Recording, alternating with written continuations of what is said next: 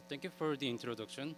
In this talk, I will present recipe on a principal approach to build persistent memory index structures. Persistent memory is a new storage class memory technology that has high performance similar to that of DRAM. It is non-volatile, retaining data across power failures. Persistent memory provides high capacity and low latency. For example, 100 billion 64-byte key value pairs can be stored in a single node with 6 terabyte PM. Therefore, to utilize low latency PM with peak efficiency, indexing data on PM is crucial for efficient data access. However, designing efficient persistent memory index is challenging. It is because they need to simultaneously achieve cache efficiency, concurrency, and crash consistency. As persistent memory is attached to memory bus like DRAM, it is important to make index structures cache efficient, and this will be more critical for PM since it has higher latency than DRAM. Furthermore, highly concurrent index structures are necessary for scalability on any modern multi-core platform. Moreover, PM index structures have to provide crash consistency. For example, in logging mechanism, commit record must be persisted after prior log entries are persisted. However, commit record can be persisted first due to randomly ordered cache line evictions. If a crash happens before the log entry is evicted, the log data can become inconsistent. To ensure that the log is written before the commit, we need to use flush and fence instructions. Flushes persist the data, while fences ensure all previous operations are persisted. Correct concurrent crash consistent PM index must always return previously inserted data without data loss or corruption. However, concurrency and crash consistency interact with each other. A bug in either could lead to data loss or corruption. So it is challenging to build concurrent crash consistent PM index. We found various bugs from two state-of-art concurrent PM indexes. One is fast and fair, and another is CCH. The bugs mainly came from their incorrect concurrency and crash recovery mechanisms. Building a concurrent crash consistent PM index is time consuming and challenging. How can we reduce the efforts involved?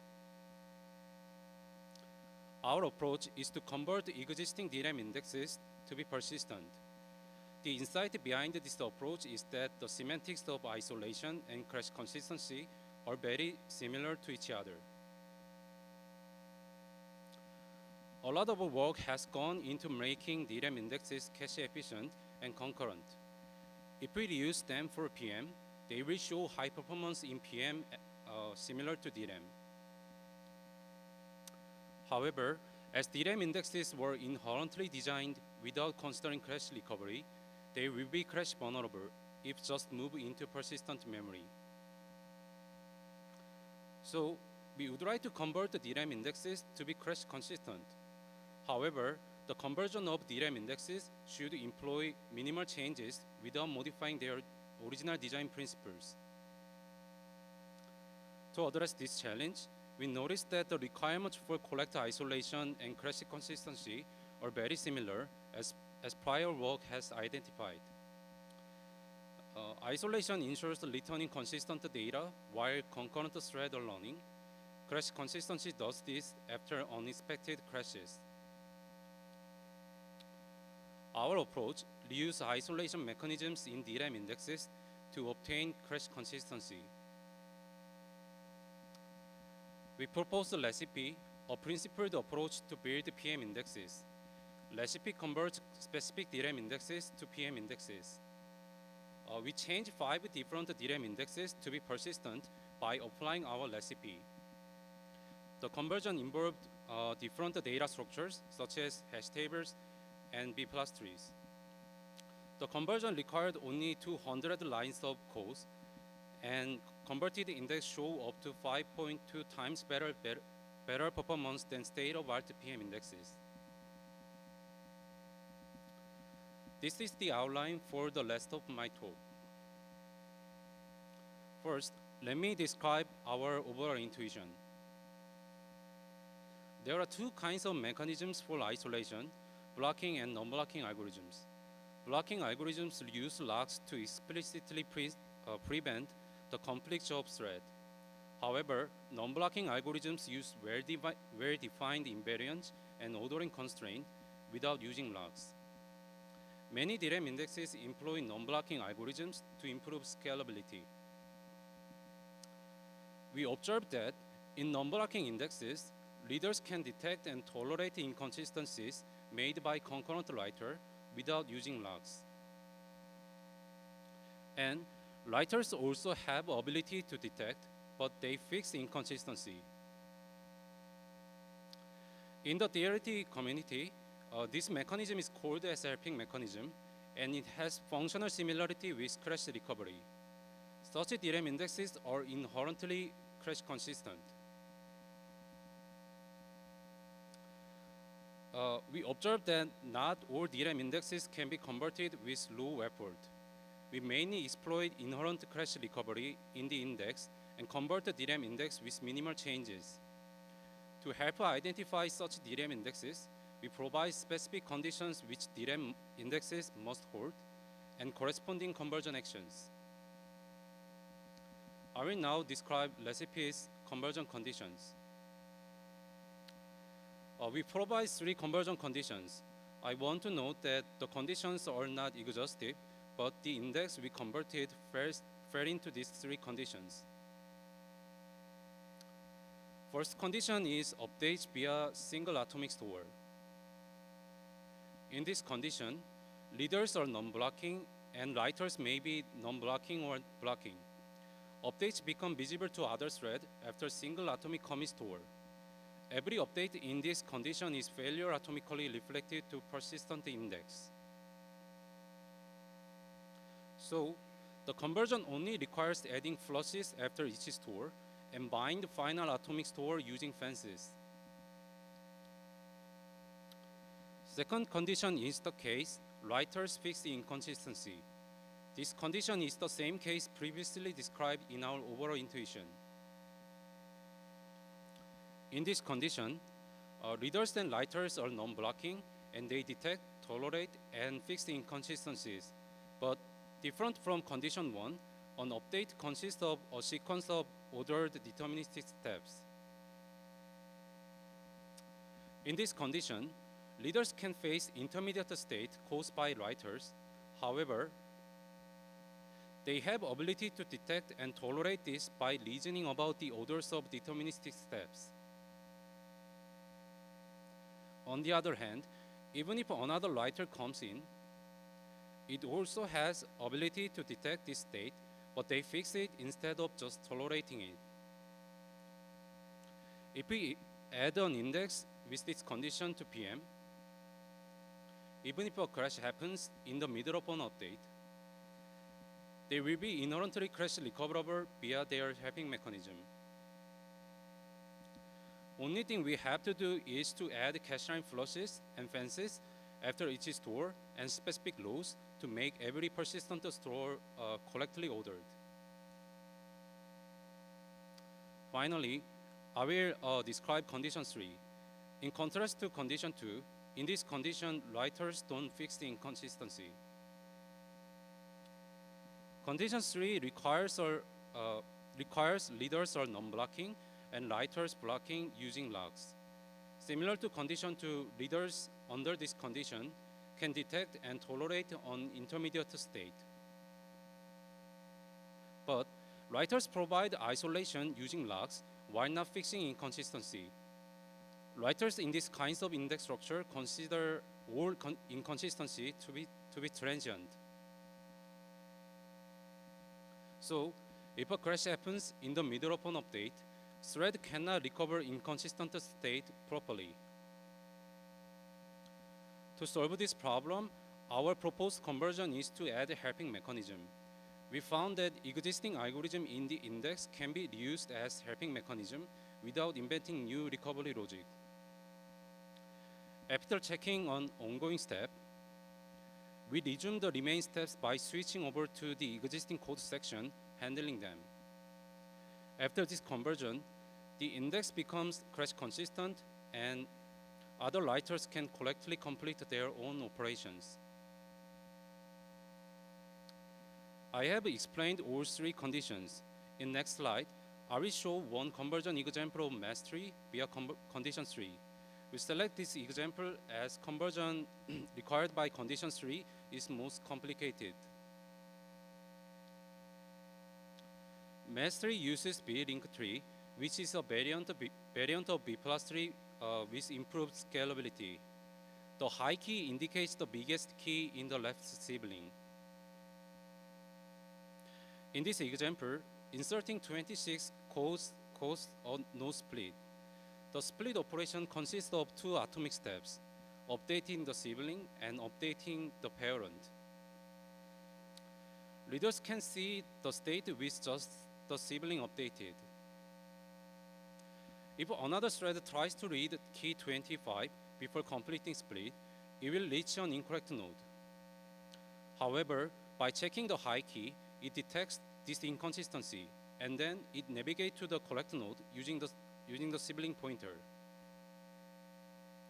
But without additional recovery mechanism, a crash in the middle of split can leave index to be permanently inconsistent state, which can lead to data loss. To prevent this, we add a helping mechanism. After identifying the ongoing step of split, the helping mechanism resumes the remain split operation. Its code reuses the existing split algorithm. With the helping mechanism added, mastery now crash consistent. Using our conversion conditions, we did case studies using 5 different DRAM indexes that involve different types of data structure, showing the generality of our approach. By applying our recipe, we successfully converted all DRAM indexes to be persistent, producing the P family of persistent indexes. 3 conversion conditions can be combined each other to make an index crash consistent. Let me describe our assumptions and limitations. We assume that locks are reinitialized after crash or allocated in DRAM. We also assume unreachable object after a crash or garbage collected. Recipe only provides a low level of isolation, read uncommitted. Finally, recipe only applies to individual data structures. If the application uses multiple data structures that must be updated atomically, it must use logging or transactions. We now evaluate our recipe approach. In this evaluation, we try to answer 3 questions in terms of complexity, performance, and correctness. Today, I will only talk about the first 2 questions. Please refer to our paper for more details. First, we answer how much effort is involved in conversion. This table shows the number of lines of modified codes for applying our recipe to convert each DRAM indexes. For all index, we only modified up to 200 lines of code for conversion. For the next, we answer how much this approach is efficient through performance study. We evaluate our converted indexes using Intel Optane DC persistent memory. We employed YCSB workload, running them with 5 different workloads and 16 threads. We do not involve YCSB workload DNF, as some evaluated indexes don't provide the implementation of update operations.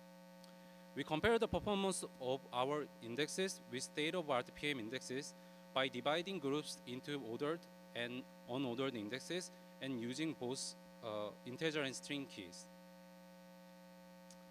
In this talk, I will only show the result of ordered index with string key. Although the index supports both point and range operations, especially we compare p-hot and fast and fair. p-hot is height optimized trie converted to be persistent via our recipe. Fast and fair is state-of-art PM-based concurrent B plus tree. This figure shows the result from ordered indexes. Y-axis indicates normalized throughput by fast and fair. X-axis presents the types of YSSP workload. Across all workload, p-hot produced by recipe conversion significantly outperformed fast and fair due to its cache efficiency. To conclude, today I presented recipe, an approach to convert concurrent DRAM index to be persistent with case study. Evaluation result shows our converted indexes perform better than existing PM indexes. Our code is available on GitHub.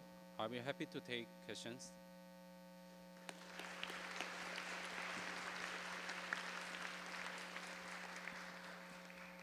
Any questions?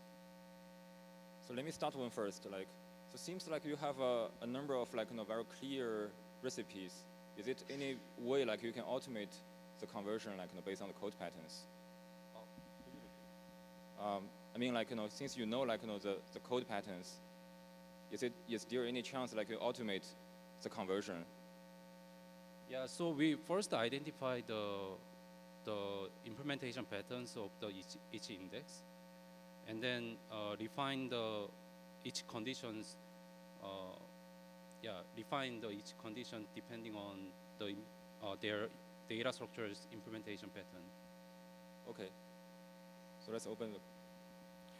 Hi, I'm Edward from Cornell, and you said that you have these 3 conditions for converting a DRAM index to a persistent index, but conditions 2 and 3 seem to be mutually exclusive. Either writers update inconsistencies or they don't. So what do you mean by 3 conditions? I thought they would be 3 preconditions. Are there really 3 options? Oh, no, there is not a 3 option. So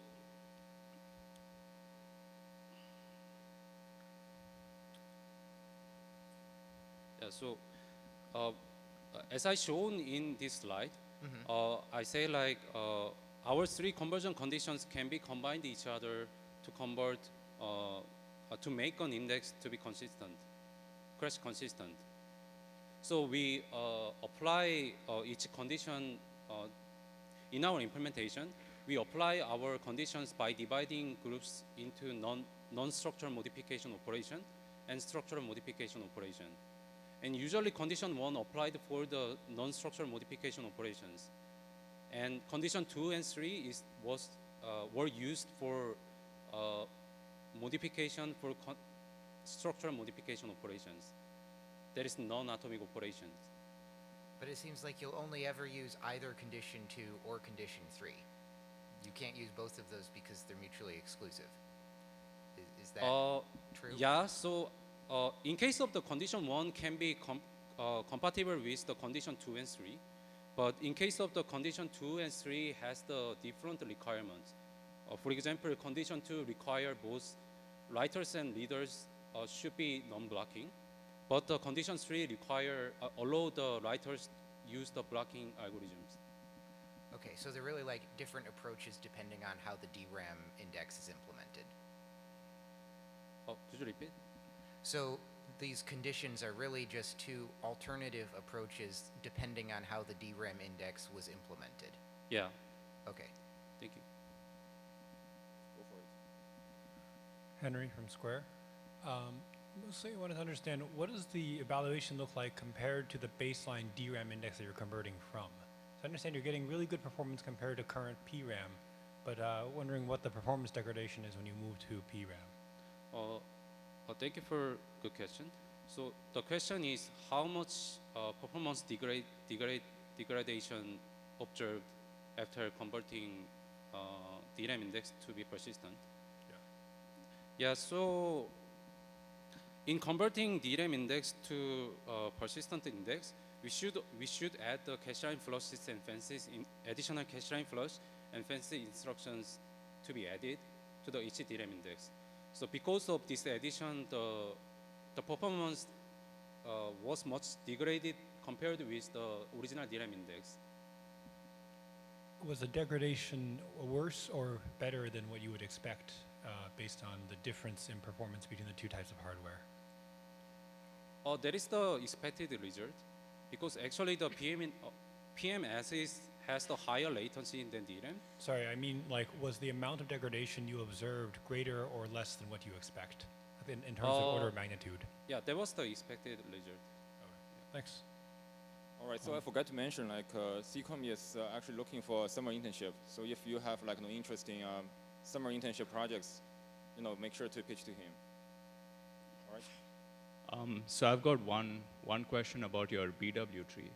Yeah. So there was I think there's been recent effort called the BZ tree that actually tried to make the BW tree persistent.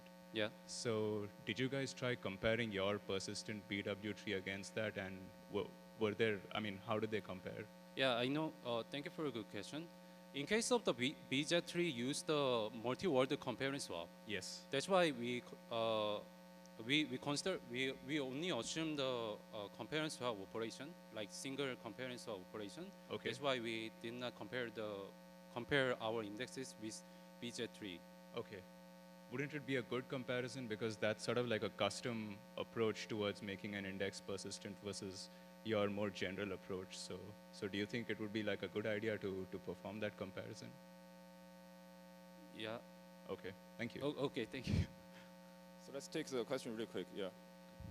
Can you say something about the number of writes caused by the changes? Because if it's persistent memory, sometimes if you write too much, it's not so great. Yeah. So for converting a DRAM index to be persistent, the modification only required less than 200 lines of code. But this conversion is only include the crash recovery, the newly added crash recovery, the helping mechanism, and flushes and fences operations. But if you want to apply our converted PM index to the persistent memory-based application, you need to do some more work to change the every pointer operation with the offset. So that modification will be more required. Okay. Thank you. All right. Let's thank the speaker again. Thank you.